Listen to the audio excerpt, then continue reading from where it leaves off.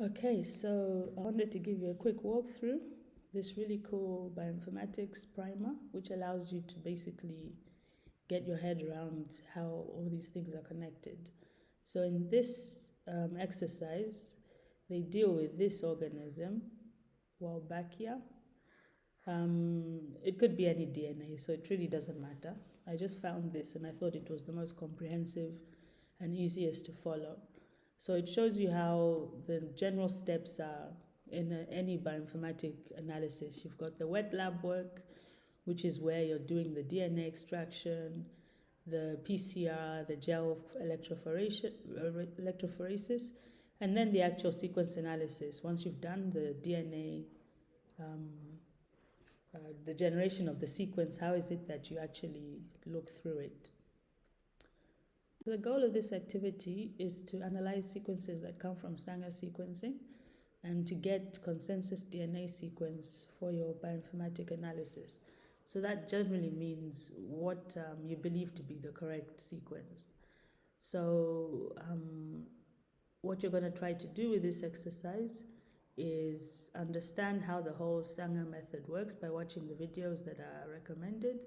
Then we're going to look at chromatograms together and look at what quality scores mean, and then why it is that we need forward and reverse Sanger reactions. What do we need that for? So you don't need much to do this. If you're really serious, it doesn't take you that long at all, but you got to prep yourself first. So you can go look at this. There's two good resources here, this one and this one. I've looked at both and I think they're pretty good. The required resources you're going to need some kind of software that allows you to do the DNA analysis. Now, I have always recommended that you use Eugene because it's free and you can download it and install it on your device. That's the one I use. So I recommend you just go get that. What I found was when I went to the one which they recommend, which is SnapGene, this is what I found, where you've got, let's see, where you can either do this 30-day trial, which allows you to use the software, or you can just download the viewer. But you really, for the viewer, all you'll be able to do is look. You won't be able to do like the real stuff. And that's why I say just go straight for Eugene.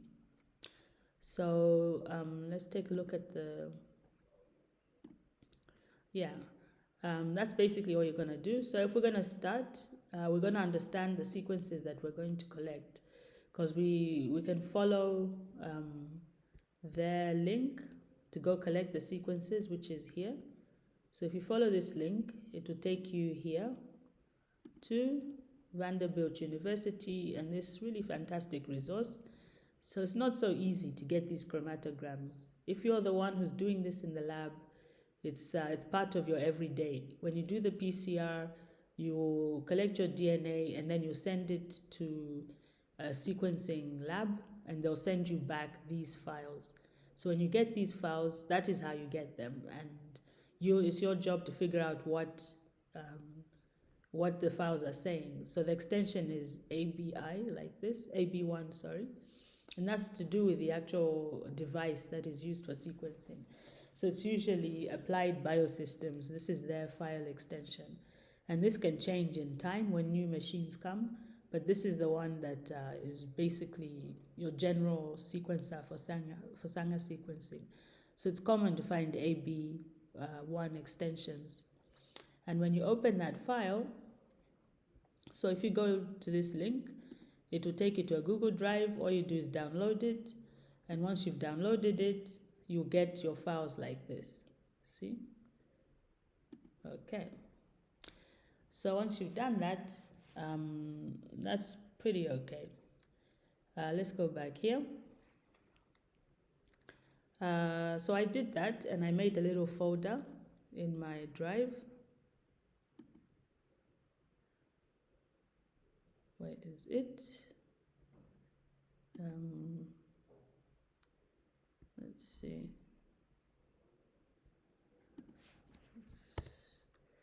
BT420. So here we are. So I gathered those downloaded sequences like this.